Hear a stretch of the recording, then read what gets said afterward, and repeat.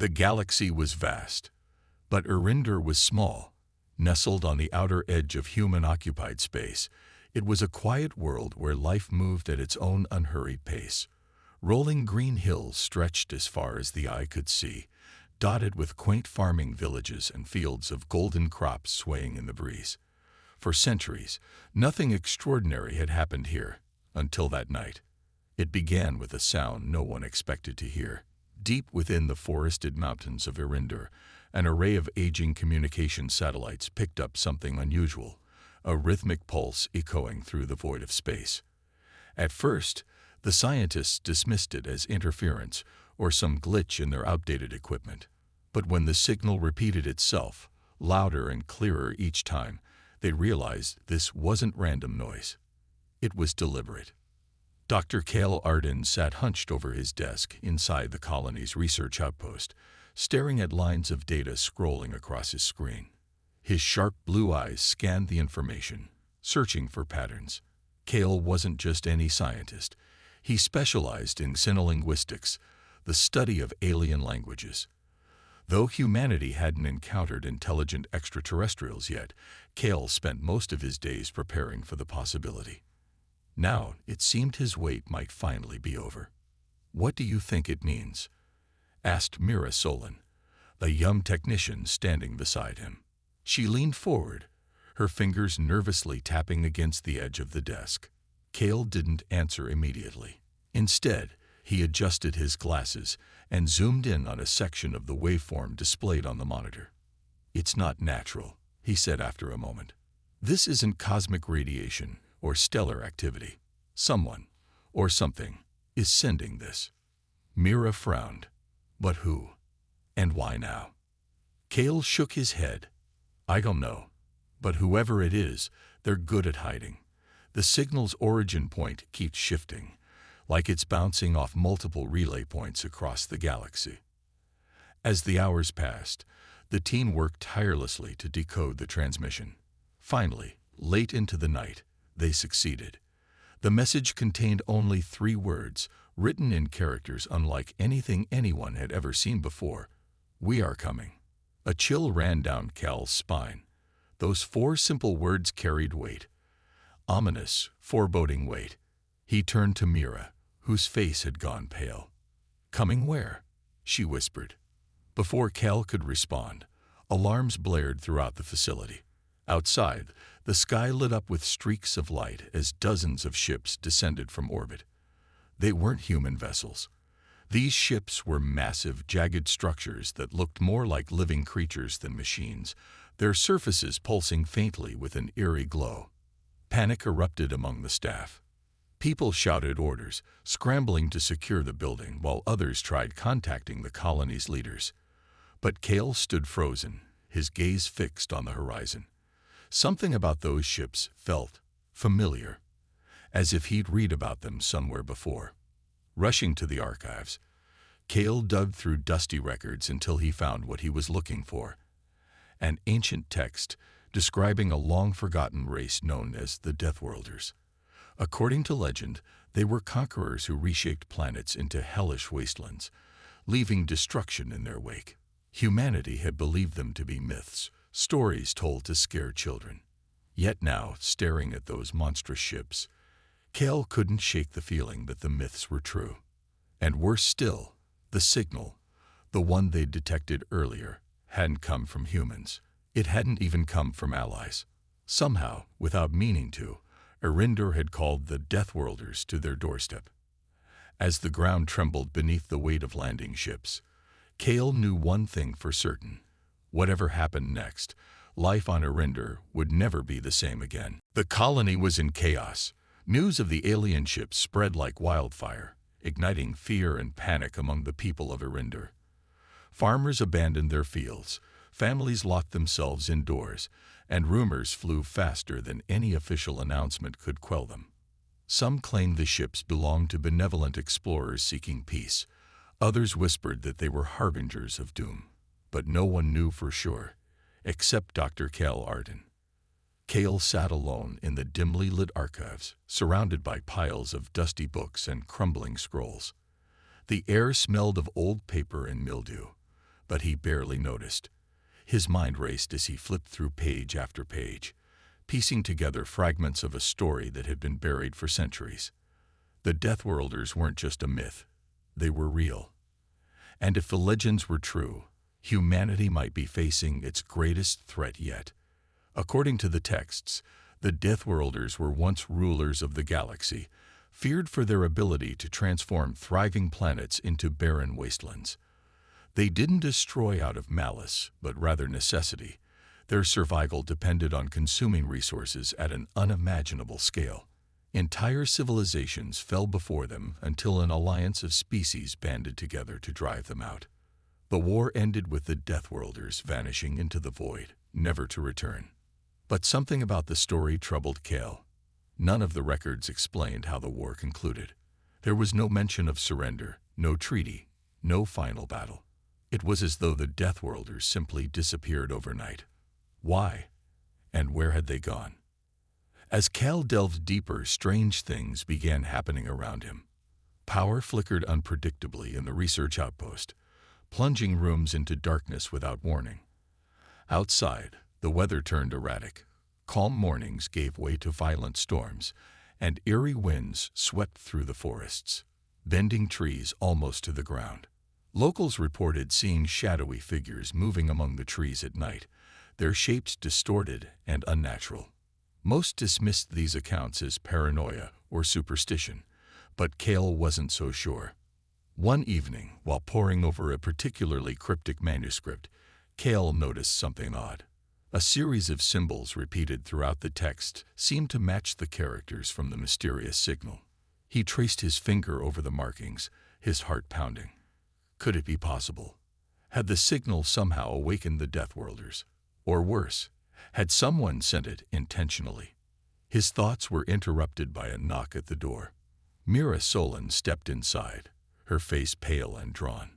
"Dr. Arden," she said breathlessly, "you need to come quickly." "What is it?" Cale asked, rising from his chair. "It's the forest. People are saying there's something out there. Something not human." Without hesitation, Cale grabbed his coat and followed Mira outside. The night was unusually cold, and the stars above glimmered faintly through thick clouds. As they approached the edge of the woods, Cale felt an unsettling presence, a heaviness in the air that made his skin crawl. Then he saw it, a figure standing motionless between the trees, its silhouette jagged and wrong, like it didn't belong in this world. Before Cale could react, the figure vanished, leaving behind only silence. Mira clutched his arm, trembling. "What was that?" she whispered. "I don't know," Cale admitted, though deep down he suspected the truth. Whatever the Deathworlders were, they weren't confined to their ships anymore. Somehow, they, or something connected to them, had already reached Erindor. As they hurried back toward the outpost, Cale couldn't shake the feeling that time was running out. If the legends were accurate, the Deathworlders wouldn't stop until they took what they wanted, and unless humanity found a way to understand them or fight back, Erindor would become another casualty in their endless march across the stars. The next morning, the colony awoke to an eerie stillness. The alien ships loomed in the sky like jagged mountains carved from obsidian, their surfaces pulsing faintly with an otherworldly glow. No one dared approach them, but everyone felt their presence, a constant, oppressive weight pressing down on Erindor. Fear hung thick in the air, mingling with whispers of what might happen next. Dr. Cale Arden stood at the edge of the research outpost's landing pad, watching as a small shuttle descended from one of the massive vessels. Its design was unlike anything human engineers had ever created. Sharp angles jutting out like claws, its surface rippling as though alive. Cale clenched his fists, trying to steady his nerves. This was it, humanity's first contact with the Deathworlders. Beside him stood Captain Lyra Solon, Mira's older sister and leader of the colony's defense forces. Her face was stern, her hand resting on the hilt of her sidearm. "Are you sure about this?" she asked, her voice low but firm. "We don't know anything about them. They could be hostile." "I'm not sure about anything," Cale admitted, adjusting his glasses. But we can't fight them. Not yet. If we're going to survive, we need answers. And I think I'm the only one who might understand them. Lyra frowned but didn't argue further. She signaled to her team of soldiers standing nearby, each armed and ready for trouble. "Stay alert," she ordered. "If things go south, we move fast." The shuttle touched down with a soft hiss, sending up clouds of dust that swirled around its base. A ramp extended downward, revealing a towering figure silhouetted against the light inside. It stepped forward, its movements fluid yet mechanical, exuding an aura of raw power. This was Vraxen, leader of the Deathworlder fleet.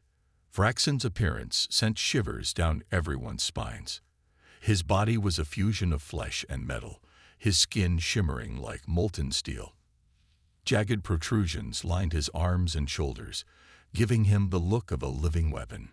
But it was his eyes, glowing crimson orbs, that truly unnerved Kale.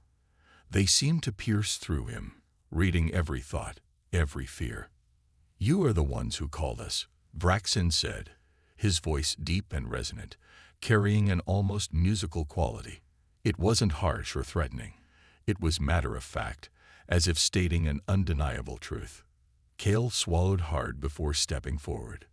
"We didn't mean to call you," he began cautiously. "We detected a signal, a message, but we don't know where it came from. We thought—" "You thought wrong," Vraxen interrupted, cutting him off. "Your signal awakened us. Now we are here. You will surrender your world, or face annihilation." A collective gasp rippled through the group behind Kale. Lyra tightened her grip on her weapon, her jaw set in defiance. "You won't take our home without a fight," she growled. Vraxen tilted his head slightly, studying her with those piercing red eyes. "Foolish," he said simply. "Resistance is futile."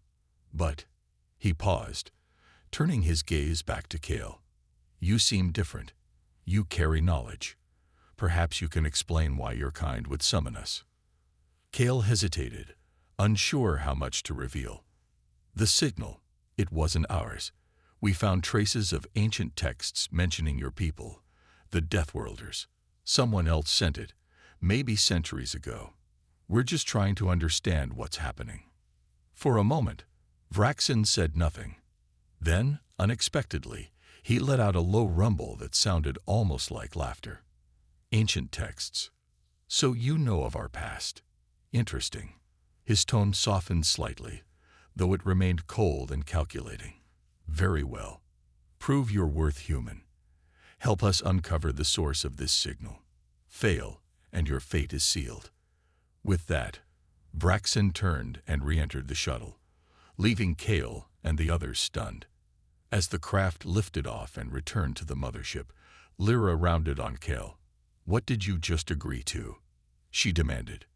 "I bought us time," Kale replied, though uncertainty lingered in his voice. "If we can find the source of the signal, maybe we can negotiate. Maybe we can stop them." But deep down, Kale knew the truth. The Deathworlders weren't here by accident. Something, or someone, had lured them to Erinder. And until they uncovered the mystery, humanity's survival hung precariously in the balance. Kale's mind raced as he stared at the data streaming across his screen. Vraxen's words echoed in his head. "Help us uncover the source of this signal." It wasn't a request. It was a demand. But Kale knew that finding the origin of the mysterious transmission might be their only chance to avoid catastrophe. He pored over every scrap of information they had gathered, searching for clues. It didn't take long for him to notice something peculiar. The signal's frequency matched readings from an old satellite orbiting Erinder's moon, a relic left behind by humanity's ancestors centuries ago. Few people even remembered it existed. It had been abandoned long before the colony was established. To most, it was nothing more than space junk, but Kale suspected otherwise. "This could be it," he muttered, pointing to a faint blip on the monitor. Mira leaned closer, her brow furrowed. "That thing. It's ancient. How could it still be working?" "It's not just working," Kale replied, his voice tinged with urgency. It's broadcasting. Whatever sent the signal is coming from there. Lyra crossed her arms, skeptical. Even if you're right, how do we get to it? That satellite is decades-old tech. We don't have the equipment to interface with it. We'll figure it out, Kale said firmly. But first, we need to convince the Deathworlders to let us go there. If they think we're stalling, they'll attack. The next day, Kale stood aboard one of the Deathworlder ships, flanked by Lyra and a small team of scientists and soldiers. Negotiating access hadn't been easy. Vraxin was suspicious of their intentions, but Kale managed to persuade him by promising answers. Now, as they prepared to journey to the moon, Kale couldn't shake the feeling that they were walking into a trap. The Deathworlder vessel was unlike anything he'd ever seen. Its interior seemed alive, walls shifting and pulsating like muscle tissue. Strange symbols glowed softly along the corridors, casting an unsettling light. Kale tried to focus on the task ahead, but the oppressive atmosphere made it hard to think clearly. When they reached the hangar bay, Vraxin himself joined them. His towering form dominated the space, exuding authority. "You will lead us to the source," he commanded, fixing Kale with those piercing red eyes. "Do not fail." As their smaller craft launched toward the moon, Kale gazed out the window at the desolate landscape below. Craters scared its surface, and jagged peaks rose like broken teeth against the blackness of space. In the distance, the satellite came into view, a hulking structure covered in dust and debris. It looked primitive compared to modern technology, but something about it felt wrong. Upon landing, the group approached cautiously. The satellite's exterior was pockmarked with age, but faint lights flickered within its core. Kale activated his scanner, analyzing the structure. "There's power running through it," he said, astonished. "This thing shouldn't even be operational after all these years." Inside, they found evidence of its true purpose. Ancient inscriptions lined the walls, written in the same cryptic language Kale had studied in the archives. They spoke of the Great Sundering, a cataclysmic event during which an alliance of species sealed away the Deathworlders, using a device called the harmonic anchor. This satellite wasn't just a piece of forgotten tech. It was part of the mechanism that kept the Deathworlders imprisoned. Cal's blood ran cold as realization dawned. The beacon wasn't meant to call anyone. It was designed to monitor the seal. And now, centuries later, the anchor appeared destabilized, leaking energy that had drawn the Deathworlders back. "They'd been trapped," Cal whispered, turning to Lyra. "All this time, they were locked away. And somehow, we woke them up." Vraxin stepped forward, his expression unreadable. "Then you understand why we cannot leave," he said coldly. "Our freedom has been stolen. We will reclaim what is ours." As tension mounted, Kale realized the stakes were higher than ever. Fixing the anchor wouldn't just stop the Deathworlders, it could trap them again. But doing so might ignite a war humanity couldn't win. For now, all he could do was buy time and hope for a miracle. The satellite's interior was a labyrinth of corroded metal and flickering lights, its ancient systems groaning under the strain of centuries. Kale led the group deeper into the structure, his scanner guiding them through narrow corridors lined with cryptic inscriptions. Each step felt heavier than the last, as though the weight of history itself pressed down on their shoulders. The air grew colder, and an eerie hum resonated through the walls, a sound that seemed almost alive. "This place gives me the creeps," muttered one of the soldiers, his voice trembling slightly. Lyra shot him a sharp glance, silencing him with a look. She didn't need panic spreading among her team, not when they were surrounded by so much uncertainty. Kale ignored the tension, focusing instead on deciphering the symbols etched into the walls. They told fragments of a story he'd only glimpsed in the archives: the Great Sundering, the alliance that defeated the Deathworlders, and the creation of the harmonic anchor. But there was more here, details that hadn't been recorded anywhere else. According to the inscriptions, the anchor wasn't just a prison. It was also a failsafe. If destabilized, it would unleash catastrophic energy capable of tearing apart entire star systems. "We have to stabilize it," Kale said urgently, turning to the group. "If this thing collapses completely, it won't just trap the Deathworlders again.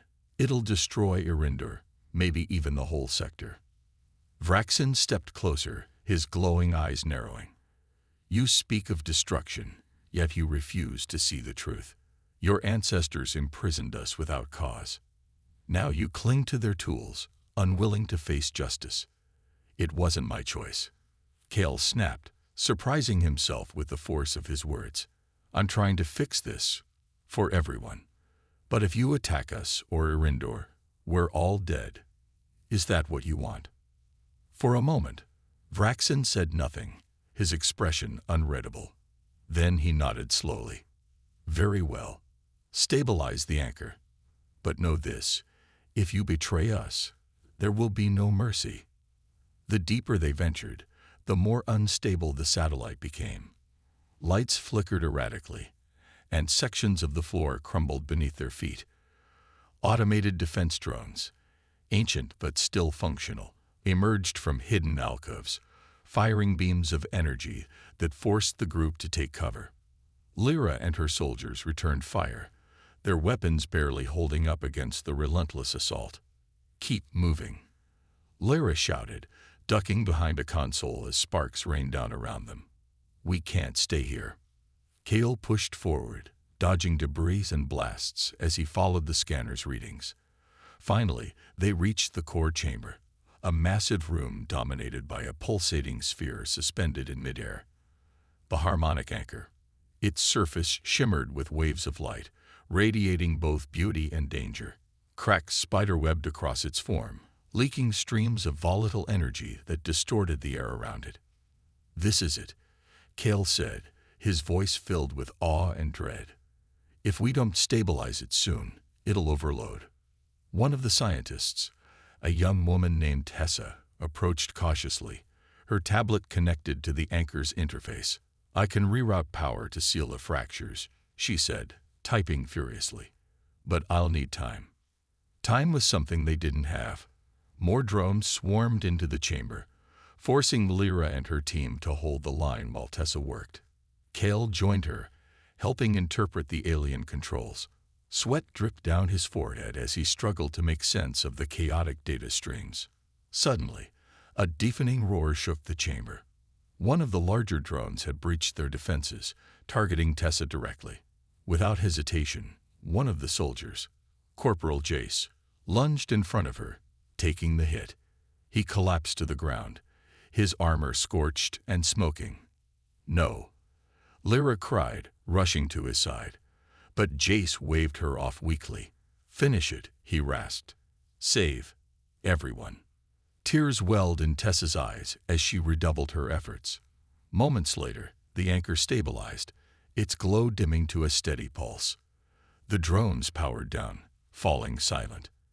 Exhausted, the group gathered around Jace, whose breathing grew shallow. "He saved us," Tessa whispered, clutching her tablet tightly. "He gave us a chance." As they prepared to leave the satellite, Kale glanced back at the anchor. For now, it was stable, but for how long? And what price would humanity pay for keeping the Deathworlders at bay? Back on Irindor, news of the stabilized harmonic anchor spread quickly, but not everyone celebrated. While some saw it as a temporary victory, others viewed Cal's actions with suspicion and anger. Rumors swirled that he had collaborated too closely with the Deathworlders, compromising humanity's safety for uncertain gains. The colony was divided, its fragile unity cracking under the weight of fear and mistrust. In the central square of New Haven, the colony's largest settlement, protests erupted. Farmers, merchants, and families gathered, holding signs that read "No deals with monsters" and "Protect our home." Their voices echoed through the streets, demanding answers from their leaders. Captain Lyra Solon stood at the edge of the crowd, her arms crossed and her expression grim. She had tried to calm the unrest, but even she struggled to reconcile her loyalty to Kale with the growing resentment among her people. Inside the research outpost, Kale sat alone in his dimly lit office, staring blankly at the wall. He felt the weight of every decision pressing down on him, the lives lost, the risks taken, the uneasy alliance forged with Vraxen. Corporal Jace's sacrifice haunted him most. Had it been worth it, or had they simply delayed the inevitable? A knock at the door pulled him from his thoughts. Mira Solon stepped inside, her face pale and drawn. "Kale," she said softly, "you need to see this." She handed him a datapad displaying footage from the colony's security feeds. In grainy images, a group of armed civilians could be seen rallying outside the perimeter fence, shouting slogans against the Deathworlders and against Kale. Worse still, there were whispers of an attack being planned on the alien ships. "This is getting out of control," Mira said, her voice trembling. "People are scared. They don't trust you, or them." Before Kale could respond, another figure entered the room. Vraxen, the towering Deathworlder leader, moved silently, his presence commanding immediate attention. His glowing red eyes scanned the room before settling on Kale. "Your people grow restless," he said, his tone cold and measured. "If they act against us, we will retaliate. Do not test our patience." Kale stood, stepping between Vraxen and Mira. "We're doing everything we can to keep the peace," he replied firmly. "But your fleet hovering over our skies isn't helping. People feel trapped." Vraxen tilted his head slightly, studying Kale with an unreadable expression. "And yet you ask us to wait, to trust you. Tell me, human, why should we believe you?" "Because I'm trying to find a solution that works for both sides." Kale shot back, frustration breaking through his usual calm demeanor. "If you attack us, everyone loses. If we work together, maybe, just maybe, we can find a way forward." For a moment, silence filled the room. Then Vraxen let out a low rumble, almost like laughter. "You speak boldly for one so small. Very well. We will wait, for now. But know this, my crew grows restless as well. Not all share my patience."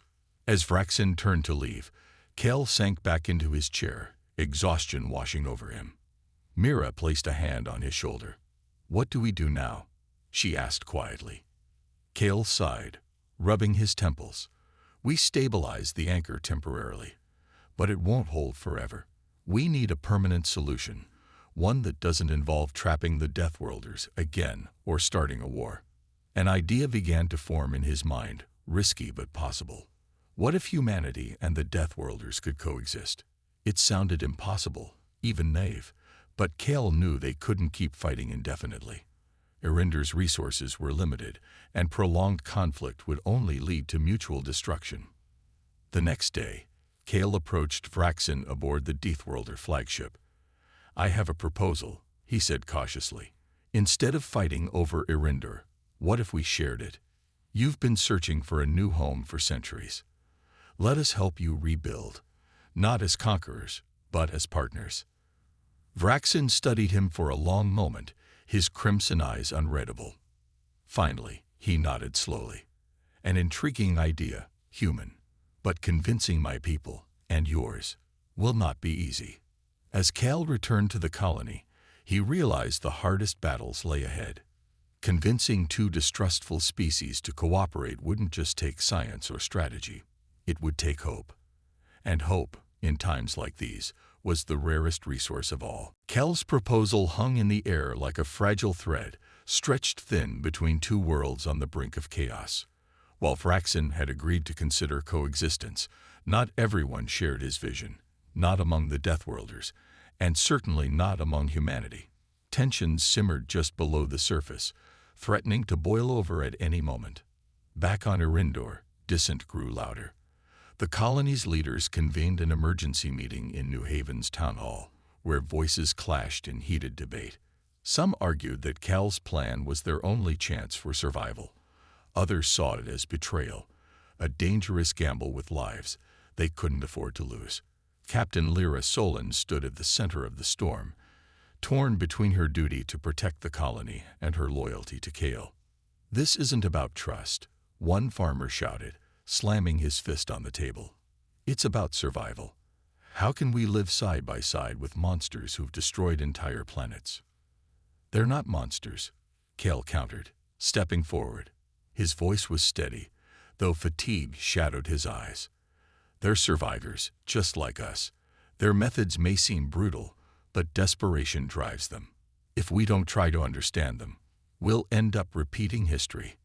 The room erupted into shouts, drowning out his words. Lyra raised her hand, silencing the crowd. Enough, she barked, her tone sharp enough to cut through the noise. We're wasting time arguing when we should be preparing. Whether we agree with Dr. Arden or not, we need a plan. Now. Meanwhile, aboard the Deathworlder flagship, unrest brewed within Vraxen's ranks. Many of his crew viewed cooperation with humans as weakness, a betrayal of their legacy as conquerors. Among them was Zircon, a fierce commander known for his unyielding aggression. He confronted Vraxen in the ship's command chamber, his jagged form casting long shadows across the pulsating walls. "You would have us bow to these primitives," Zircon growled, his voice dripping with disdain. "After centuries of exile, you choose diplomacy over dominance. This is not the way of our people." Vraxen turned to face him, his crimson eyes glowing brighter. "Our people are broken, Zircon. We cannot reclaim what we once were, not without allies. Humanity offers us a path forward, a chance to rebuild instead of destroy." "A fool's dream," Zircon spat. "If you will not lead us to victory, then I will." Before Vraxen could respond, Zircon stormed out, rallying a faction of loyalists to his cause. Within hours, they had commandeered several ships, breaking away from the main fleet. Their destination was clear: Irindor. They intended to claim it by force. When news of the rogue faction reached Kale and the colony, panic spread like wildfire. Despite their efforts to stabilize the situation, war now seemed inevitable. Kale worked tirelessly alongside loyal Deathworlders to coordinate a defense strategy, while Lyra prepared her soldiers for battle. For the first time, humans and Deathworlders fought side by side, not as enemies, but as uneasy allies. The attack came under cover of darkness. Zircon's ships descended upon New Haven, unleashing devastating blasts that tore through buildings and sent civilians fleeing in terror. Amidst the chaos, Kel and Lyra joined forces with Vraxen, leading a desperate counter-assault against the rogue faction. The skies above Irindor lit up with explosions as ships clashed in a fiery dance of destruction. In the final moments of the battle, Vraxen confronted Zircon in a brutal duel high above the planet. Their forms collided like titans, each blow shaking the atmosphere around them. Though outnumbered and battered, Vraxen emerged victorious, shattering Zircon's resolve along with his body. As the rogue ships retreated, the colony breathed a collective sigh of relief. But the scars ran deep. Trust between humans and Deathworlders remained fragile, held together by threads of necessity rather than unity.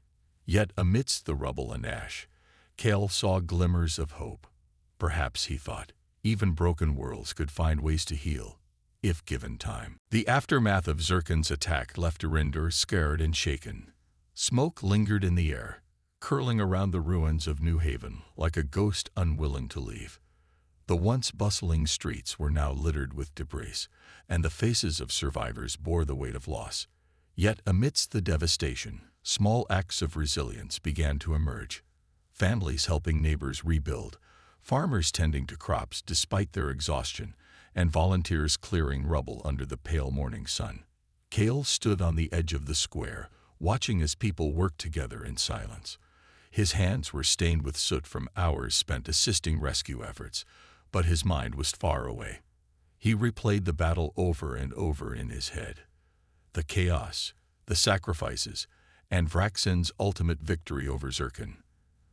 Though the rogue faction had been defeated, Kale knew this wasn't the end. The seeds of rebellion still lingered among both humans and Deathworlders, waiting for the right moment to sprout again. Captain Lyra Solon approached him, her uniform torn and dirtied, but her posture unwavering. "We've secured the perimeter," she said, her voice low. "For now, it's quiet.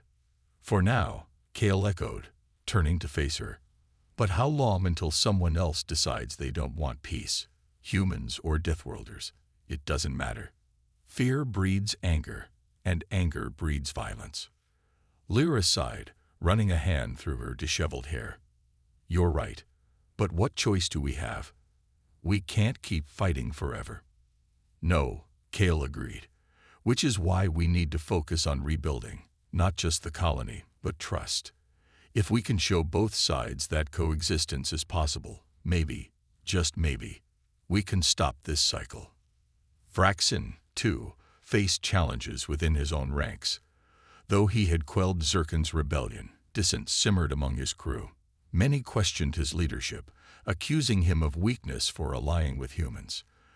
In the shadowy corridors of the flagship, whispers of mutiny spread like wildfire. Some even suggested abandoning Arinder altogether and finding another world to conquer. Determined to prevent further division, Vraxin called a gathering of his senior commanders. Standing before them in the ship's central chamber, he addressed their doubts head-on. Our survival depends not on conquest, but adaptation, he declared, his voice resonating through the pulsating walls. Arendor offers us resources, stability, and a chance to forge a new path. To turn away now would be to abandon everything we fought for. One of the commanders stepped forward, his jagged form bristling with defiance. And what of those who refuse to follow your vision? He demanded. Will you destroy them as you did Zircon? Vraxin's glowing eyes narrowed. I seek unity, not destruction. But make no mistake, if any among you chooses rebellion, I will not hesitate to act. Our future lies in cooperation, not conflict. Though his words carried authority, Vraxin knew loyalty couldn't be forced. It had to be earned. Over the following days, he worked tirelessly to reassure his people, emphasizing the potential benefits of coexistence while addressing their fears. Slowly, grudgingly, many began to accept his vision, even if only out of necessity. Back on Arinder, Kale and Lyra spearheaded efforts to bridge the gap between humans and Deathworlders. They organized joint patrols, shared food supplies, and even held informal meetings where both sides could voice their concerns. Progress was slow and fraught with tension, but moments of connection began to shine through. One evening, as the sun dipped below the horizon, Kale found himself sitting beside a young Deathworlder engineer named Rinnis. Together, they pored over schematics for repairing damaged infrastructure, exchanging ideas in halting but determined communication. For the first time, Kale felt a flicker of optimism, not because everything was fixed, but because it could be. As he looked up at the stars, Kale realized that healing wouldn't come overnight, but every conversation, every shared effort, brought them one step closer to a future where fear no longer ruled. And perhaps in time, hope would take its place. Weeks passed, and Arinder slowly began to heal. The scars of battle remained visible, charred fields, crumbling buildings, and makeshift memorials for those who had fallen. But life found a way to push forward. Humans and Deathworlders worked side by side, their efforts awkward at first, but gradually becoming more coordinated. It wasn't harmony, not yet, but it was progress. Kale spent most of his days mediating between the two groups, acting as both translator and peacemaker. His knowledge of the Deathworlders' language and culture made him invaluable, though the role weighed heavily on him. Late nights were spent poring over ancient texts and schematics, searching for ways to strengthen the fragile alliance. Despite his exhaustion, Kale couldn't ignore the growing sense of purpose he felt. For the first time in his life, he believed he was part of something bigger than himself. One afternoon, while supervising repairs to the colony's water filtration system, Kale noticed Vraxin observing from a distance. The towering Deathworlder leader stood motionless, his glowing crimson eyes scanning the activity around him. Curious, Kale approached cautiously. "You look troubled," Kale said, breaking the silence. Vraxin turned to face him, his expression unreadable. "I am uncertain," he admitted after a moment. "My people are resilient, but patience is not our strength. Many still question whether this path is worth the cost. It's not easy for anyone, Kale replied honestly. Humans aren't used to trusting outsiders either. But every day we work together, we prove that coexistence is possible. Vraxin studied him for a long moment before nodding slowly. Perhaps you are right. Still, I wonder if trust can ever fully replace fear. Before Kel could respond, Captain Lyra Solon joined them, her presence commanding attention. She carried a datapad, its screen displaying updates on resource distribution. "We've got another issue," she said bluntly, holding up the device. "Food supplies are running low. If we don't find a solution soon, rationing won't be enough." Kale frowned. The harvest season just started. Shouldn't the crops be coming in? They would be, if Zircon's attack hadn't destroyed half the farmland. Lyra reminded him sharply. "We're doing what we can, but it's not enough." Vraxin stepped closer, his voice calm but firm. "Our ships carry reserves. We can share them with your people until your fields recover." Lyra hesitated, clearly torn between pride and practicality. Finally, she nodded. "Thank you. Your help means a lot." For the first time, a flicker of respect passed between them, a small but significant step toward mutual understanding. As days turned into weeks, cooperation deepened. Teams of humans and Deathworlders worked together to clear debris, repair infrastructure, and even experiment with hybrid technologies combining their respective strengths. One breakthrough came when Renus, the young Deathworlder engineer, collaborated with Mira Solon to develop an energy-efficient irrigation system. Their success became a symbol of hope, proving that collaboration could yield results neither group could achieve alone. But challenges persisted. Rumors of dissent continued to circulate among both populations, fueled by lingering mistrust. Some humans whispered about sabotage, convinced the Deathworlders were secretly plotting another attack. Meanwhile, factions within the Deathworlder fleet grumbled about sharing resources, accusing Vraxin of prioritizing humanity over their own kind. To address these tensions, Kale proposed a series of open forums where individuals from both sides could voice their concerns.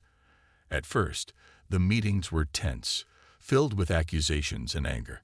But over time, honest dialogue began to break down barriers. Stories of shared loss and resilience emerged, forging connections that transcended species. One evening, during one such forum, an elderly farmer named Elias stood to speak. His weathered face bore the marks of hardship, but his voice carried quiet strength. "I lost my son in the fighting," he said, his words heavy with emotion. "And I'll never forgive those responsible. But hatred won't bring him back. If working together gives us a chance at peace, then I'm willing to try." A hush fell over the crowd. Then, unexpectedly, a Deathworlder warrior named Teryx stepped forward. "I too have lost family," he rumbled, his voice deep and resonant. "Not to humans, but to starvation and exile. Perhaps we are more alike than we thought." The room erupted into murmurs, but they weren't hostile this time. They were reflective. Slowly, cautiously, the seeds of trust began to take root. By the end of the month, the colony had stabilized enough for Vraxin to announce his decision. The majority of the Deathworlder fleet would depart Irindor, seeking new opportunities elsewhere. However, a small contingent would remain behind to continue fostering relations and aiding reconstruction efforts. As Vraxin prepared to leave, he gifted Kel a fragment of Deathworlder technology, a crystalline shard pulsating with energy. "This may hold answers," Vraxin explained. "Study it well. Our paths may cross again." Kale accepted the gift with gratitude, knowing it represented more than just scientific potential. It symbolized hope for a future where differences didn't have to mean division. As the massive ships ascended into the sky, Kale watched with a mixture of relief and determination. The road ahead would be long, but for the first time, he dared to believe it might lead somewhere brighter. Weeks passed, and Irindor slowly began to heal. The scars of battle remained visible: charred fields, crumbling buildings, and makeshift memorials for those who had fallen. But life found a way to push forward. Humans and Deathworlders worked side by side, their efforts awkward at first, but gradually becoming more coordinated. It wasn't harmony, not yet, but it was progress. Kale spent most of his days mediating between the two groups, acting as both translator and peacemaker. His knowledge of the Deathworlders' language and culture made him invaluable, though the role weighed heavily on him. Late nights were spent poring over ancient texts and schematics, searching for ways to strengthen the fragile alliance. Despite his exhaustion, Kale couldn't ignore the growing sense of purpose he felt. For the first time in his life, he believed he was part of something bigger than himself. One afternoon, while supervising repairs to the colony's water filtration system, Kale noticed Vraxen observing from a distance. The towering Deathworlder leader stood motionless, his glowing crimson eyes scanning the activity around him. Curious, Kale approached cautiously. "You look troubled," Kale said, breaking the silence. Vraxen turned to face him, his expression unreadable. "I am uncertain," he admitted after a moment. "My people are resilient, but patience is not our strength. Many still question whether this path is worth the cost." "It's not easy for anyone," Kale replied honestly. "Humans aren't used to trusting outsiders either. But every day we work together, we prove that coexistence is possible." Vraxen studied him for a long moment before nodding slowly. "Perhaps you are right. Still, I wonder if trust can ever fully replace fear." Before Kale could respond, Captain Lyra Solon joined them, her presence commanding attention. She carried a datapad, its screen displaying updates on resource distribution. "We've got another issue," she said bluntly, holding up the device. "Food supplies are running low. If we don't find a solution soon, rationing won't be enough." Kale frowned. The harvest season just started. Shouldn't the crops be coming in? They would be, if Zircon's attack hadn't destroyed half the farmland. Lyra reminded him sharply. "We're doing what we can, but it's not enough."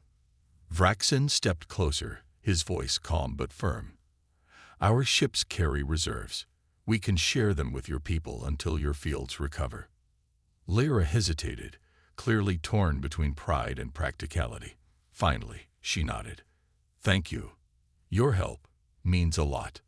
For the first time, a flicker of respect passed between them, a small but significant step toward mutual understanding. As days turned into weeks, cooperation deepened. Teams of humans and Deathworlders worked together to clear debris, repair infrastructure, and even experiment with hybrid technologies combining their respective strengths. One breakthrough came when Renus, the young Deathworlder engineer, collaborated with Mira Solon to develop an energy-efficient irrigation system.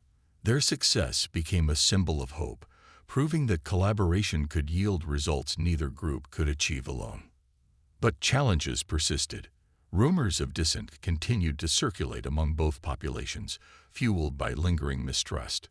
Some humans whispered about sabotage, convinced the Deathworlders were secretly plotting another attack. Meanwhile, factions within the Deathworlder fleet grumbled about sharing resources, accusing Vraxen of prioritizing humanity over their own kind. To address these tensions, Kale proposed a series of open forums where individuals from both sides could voice their concerns. At first, the meetings were tense, filled with accusations and anger.